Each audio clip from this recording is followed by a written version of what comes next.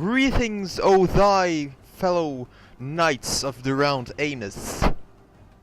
Today, Azizo, with War of the Roses, my favorite game so far. It's a medieval slash PvP sort of game. It involves killing each other, medieval style. Today, not quite sure if we'll be able to actually get to the gameplay.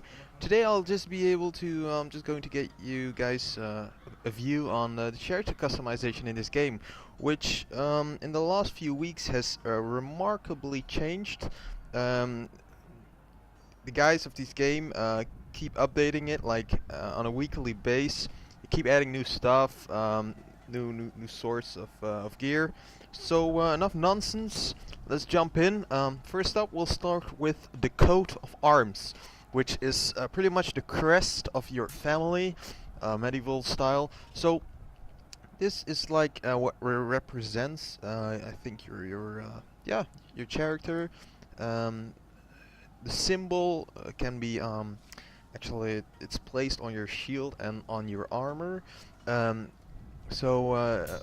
crest, which is this little thingy. You get a few, you can actually choose a few, a lot of choice. Got a few ones. I also like this one, like the hawk with big wings. You also got like the shiny ones, which aren't that cool in my opinion because they really give away your position. So let's just go with this one for now. Also got a lot of charges. Pages, like I think 3 pages. So enough choice, honestly. I like to keep it neutral colors. Yeah. They really did a good job on actually. Probably never see a guy with the same crest. They really did a good job on mixing it up. You're able to change the patterns. If anything, it's like really well thought of. So yeah, let's just stop this for now. Second up, the actual profile editor. You start off with in the game with the footman on level 1, which well, pretty much like it says, the only armor you actually have is a shield and a one-hander. Further in, when you advance, you unlock different classes. Next up, the guardsman, longbowman, and eventually the foot knight. I think after a while, not quite sure, I think it was level 12 or 13, you're able to get your first custom, so that's this one, first custom slot. It will cost you a few coins, but when you don't spend that much, you should be more enough able to actually purchase the first class. So yeah, let's just start up with my class.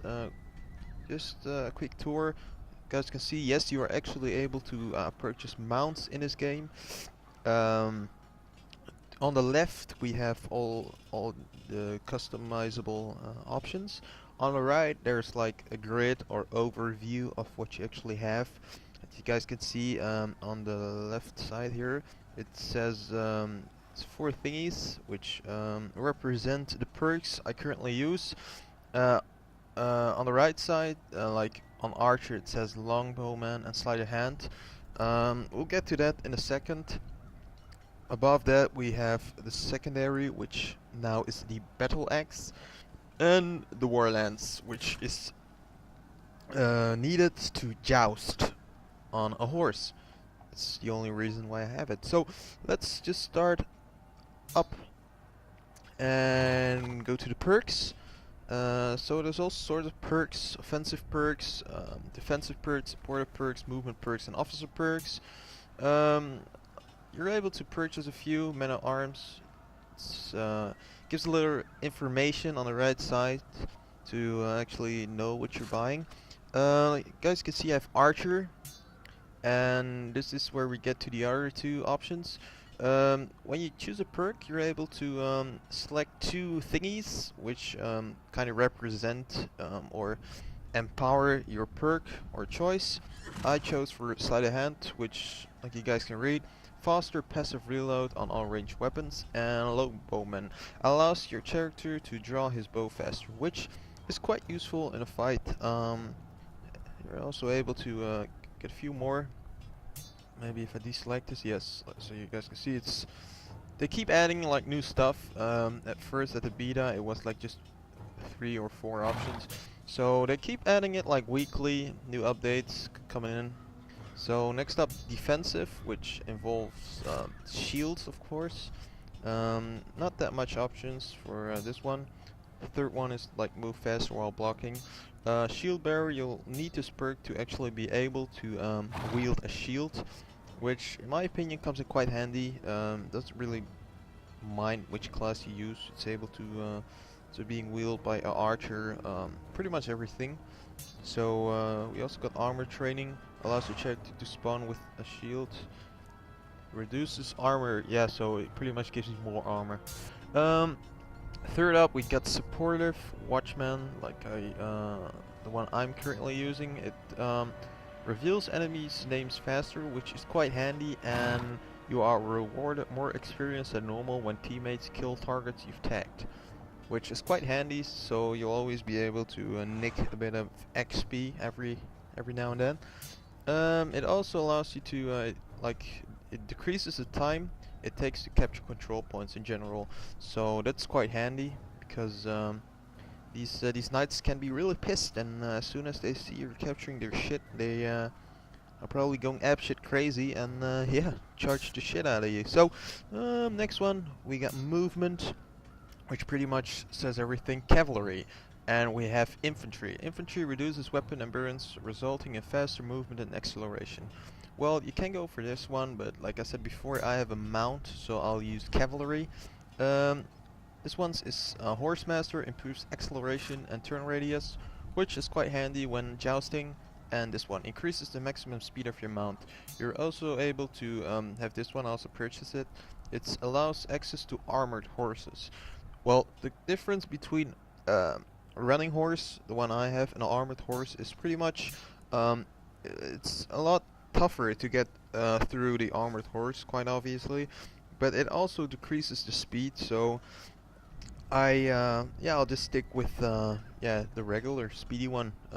So last up we have the officer perks, which quite frankly I'm not able to purchase yet because they're unlocked at level 30. It allows the character to take objectives in addition to enemies. Select this perk gives access to buffing perks. So this is like really some advanced shit like buffs and stuff. So enough with the perks. Main weapons are up next. Look at that, guys. Look at all those choices. We've got spears, two-handed swords, two-handed axe and clubs, pole arms, lances, crossbows and bows. All sorts of bows. Got a self bow, a Jew bow, hunting bow, long bow, war bow. Let's just select the war bow because that's the one I currently have. And jump into the customization. Can add all sorts of arrows, flaming arrows, which they added like in the last patch, which is quite cool. Like you guys can see, every arrow has its changes. I preferably use this one because it has more damage. So yeah. Next up, you're also able to go into quivers, double the amount of arrows the character has, and or arrows travel further before dropping completely. So that's it for the longbows. Just quickly go back. Also have crossbows in this game, which is pretty cool, pretty cool. Same kinds for this. Honestly, guys, the character customization is like way beyond other games. It's like insane. Like you guys can see, it has all sorts of types. You can get a hand drawn, a lever pulled, a push lever, and a windlass one. Let's just go for this one. Also quite different arrows. Once again for the quivers and safety. So that's it for the crossbow. Um, lances. Well, you can do with lances. So these are the things you need to joust. You can choose even the type of wood. This has like more health, so it's more durable than the standard one. You can even add a different tip. Got a sharp tip and a blunt tip. Standard and hardwood. Yeah, so that's it for the lances.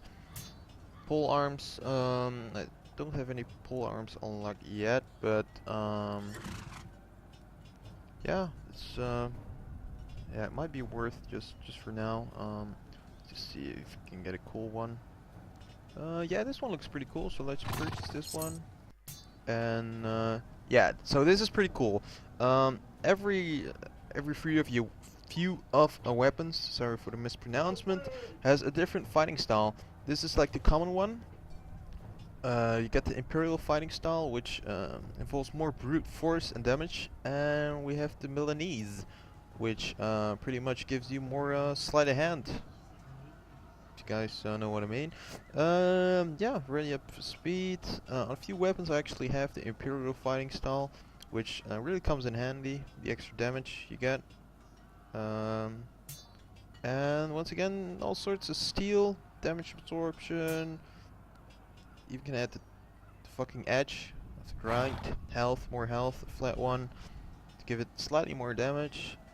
So yeah, like I said before, guys, the customization in this game is absolutely amazing.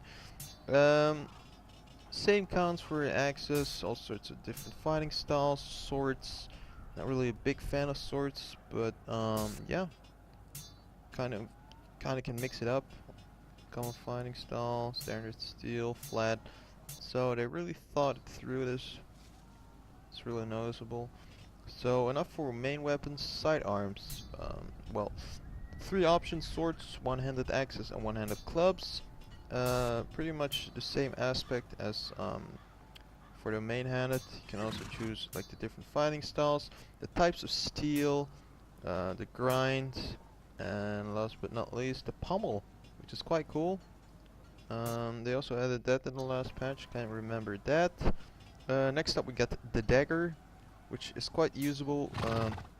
Quite usable when you're playing, let's say, crossbow, a longbow, because when they get like up front with a bow and you're like kind of trapped, you can quickly switch to your dagger and just like stab the shit out of them. So all sorts of daggers, pretty cool ones, pretty expensive ones. So yeah, I just got a common one because I don't really use daggers. So next up we got the shields. 2 types of shield. We got a domed shield and a well shield. This one is preferably used by archers and crossbows. I just have the domed one. Can make it hardened so it has more damage absorption. So yeah, that's it for the shields. Helmets. This actually is pretty cool, guys. So we got the light helmets. Helmets you probably only see on archers because it increases their speed and it still gives them a nice amount of health. All sorts of helmets. Got medium helmets, which can be used by both, just to be sure. And last but not least, we have the heavy helmets. This is pretty cool. So I also already purchased 2 of the 5 actually. Not really a big fan of these 2, but once again, this is pretty cool. So you're able to put the crest like on top of your helmet, which is pretty cool. If you don't like the crest, you can just go back to coat of arms and change the crest. You're also able to give it all sorts of paints. This one's pretty cool, but it's quite expensive. Polished steel. You can scroll down and get all types of color. Green. So yeah, pretty cool. No, actually not. I got the Royal Helm of the Lancaster because I think I purchased like the collector's edition, which gives you like different type of color than other people have. And you're also able to change the coif, like you guys can see, like provides extra protection to the front of the neck, which can be handy when fighting against a few archers because they are intended to give a few headshots. So yeah, enough with the helmets. Next up we have the head. So this actually is pretty cool because at first everyone had like the same face. Now you can actually like change the faces. I think you can even wait, the lady. Well, that's pretty cool. That's even I didn't even know about that. So yes, you are able to make a girl and change the voice. Commoner and a noble. So now and then they like pronounce stuff. So yeah. Next up we have armor. Light armor, medium armor, and heavy armor. Light armor is used mainly by archers because it increases their speed. Quite frankly, it's quite expensive, so you won't see much people running around in that. With like the basic armor, blah de blah, all types of color once again, and we have the heavy armor, which I have.